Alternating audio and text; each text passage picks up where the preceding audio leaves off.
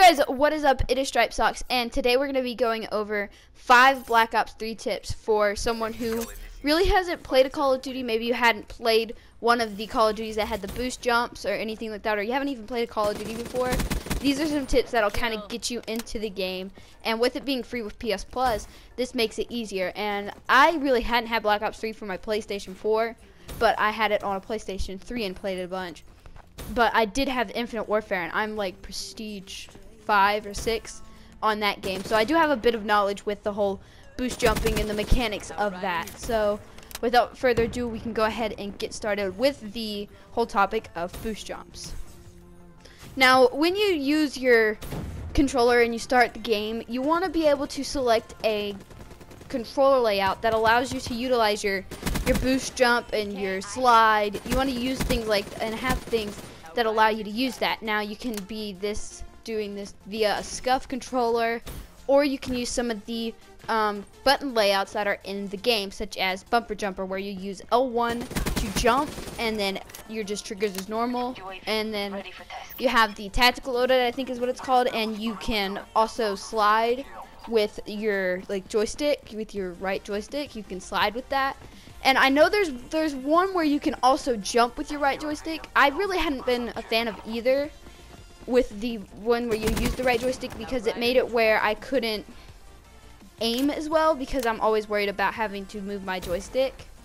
But it's just, you need to be able to make sure that you can utilize these, because these are a big thing in the game. These are a main mechanic that will help you, because if you get into a gunfight and you see that somebody is almost got you killed, if you just boost up just a little bit, you can easily outgun them, because they won't be ready for it, but you are. And it takes a bit of getting used to, but I've kind of been using it for a while, so I'm used to it. The next thing is to use game modes that you are good in, and after you play a bit, and maybe once you hit like level 30, go through and check your combat records and see which game modes you are excelling in, because these are the game modes that you're doing good in. These are the game modes that you can exceed in, and the ones who can. These are the game modes that you will be able to be more effective with. Like, I do better in free for all. I love free for all. I like being able to fight everybody. I mean, the last 2 videos I've done, or the last 2 or 3 videos I've done have been in free for all when I've played on Call of Duty. That's the game mode I'm really good in. I'm not good at objective-based game modes.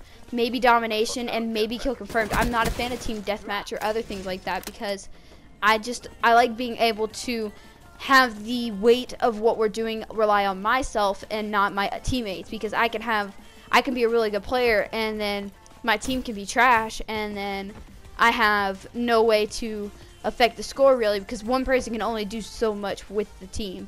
So that's, I mean, just try to figure out the game mode you're good in, and it'll help you a lot when you do that. So that's the first thing, or the second thing. The next thing is to learn the maps of Call of Duty Black Ops 3. Now, this can be difficult to learn while you're playing the game, because you have to focus on killing people. You have to focus on where your enemy is, where your team are, where you're spawning. It can be difficult doing that. It helps a lot to watch videos of people playing the game, because you don't have to do anything besides watch them and listen to them, and you can learn where the spawns are easier that way. It makes it where you don't have to focus on everything, and it makes it way easier for you to do so and to be able to learn the maps more than it is if you are sitting here playing. Because I'm sitting here playing, I mean, based on basic map knowledge, I know where and spawns are, and if someone flips a spawn, I know how to get to it, and I know that kind of stuff. But it can be more difficult to do that when you haven't really played a Call of Duty, or you don't really know these maps that well.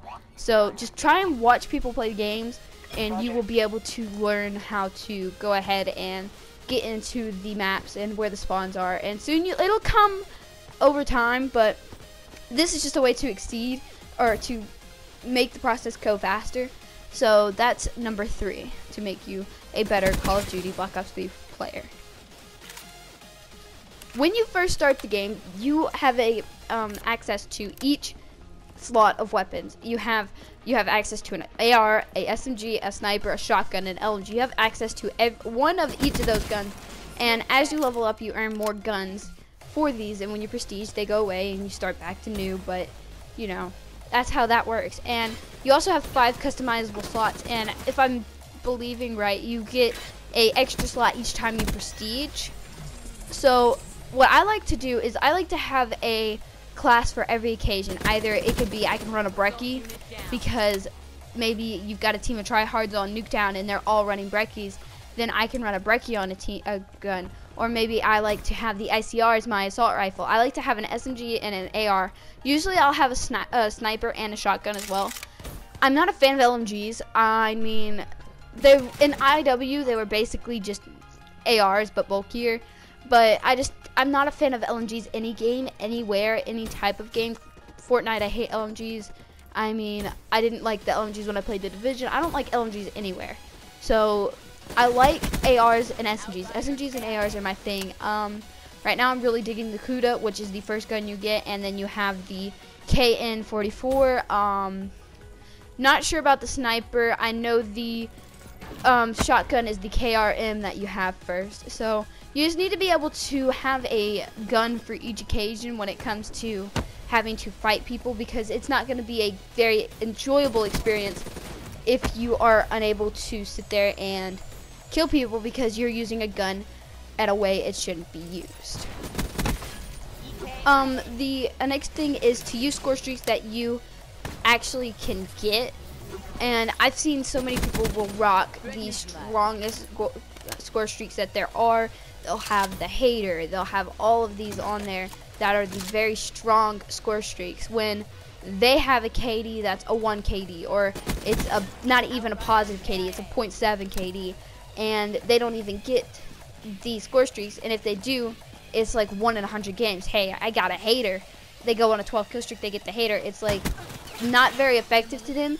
It's more effective to have a score streak that you can always get and you consistently get. If you can get a UAV every single game, great, that is perfect. And if you can get a counter UAV, a care package, the remote controlled drone, the I think it's an HC something, the remote controlled drone, maybe you can rock anything that you believe that you can receive it. If you get it, and it takes time to figure out that, but you really don't get a lot of the really high score streaks until maybe level 20, where you've kind of worked your KD out, and you need to be able to gain these score streaks. And that's basically what I'm trying to say, is to use score streaks that you can actually get, because it's a waste if you're not. They're there to help you. They're there to make it where if you do good, you get rewarded. So that's just one thing that I believe, that if you are new to the game, you need to basically understand this.